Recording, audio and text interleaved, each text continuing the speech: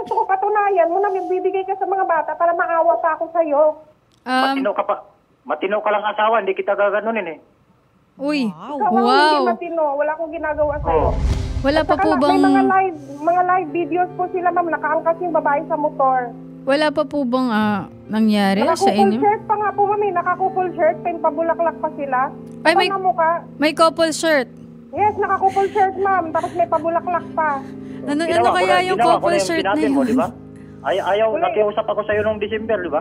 Sabi mo, wala ka lang pakialam sa akin. Nakiusap ka na magsama tayo. Ang gagawin mo, magsustento ka sa mga bata para matuwa ako sa'yo. Di ba? Sinabihan mo pa ako, mahirap ako.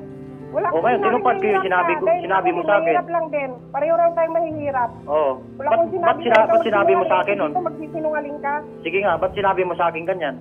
Wala akong ganyan. Hindi ako nagano. Gusto mo magsama tayo, pero ilang punta hindi magbibigay sa mga bata. Ang gusto ko patunayan mo na bibigay ka sa mga bata para maawa pa ako sa'yo. Matino ka lang asawa, hindi kita gaganunin eh. Uy, Ikaw ang wow. hindi matino, wala akong ginagawa sa'yo.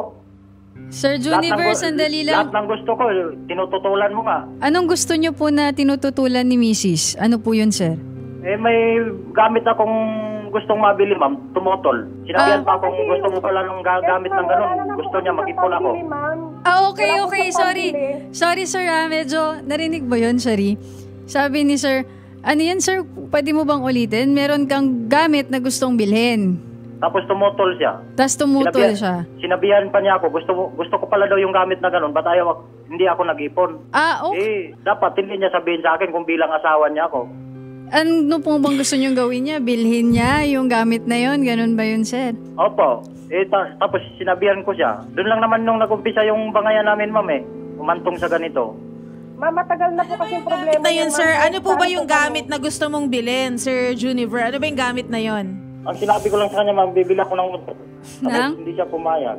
Bibili na? Bibili po ako ng motor, ma'am. Kuya, hindi naman bagay yun, kuya. Kala ko naman mga sapatos o ano lang. Motor kasi yun, kuya. Yun nga po, ma'am. Siyempre, sumama din loob ko sa kanya dahil gano'n. Sinabihan lang ako ng gano'n. Sumama ang Parang loob mo. nagpabili ka lang ng candy sa kanto. Kaya nga eh.